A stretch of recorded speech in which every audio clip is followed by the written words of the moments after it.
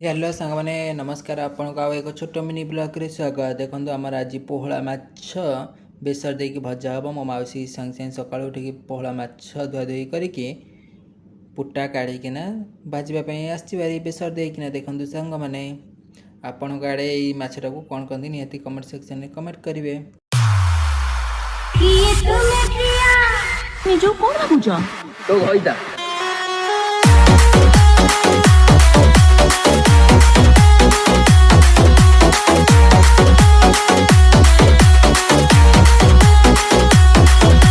rising star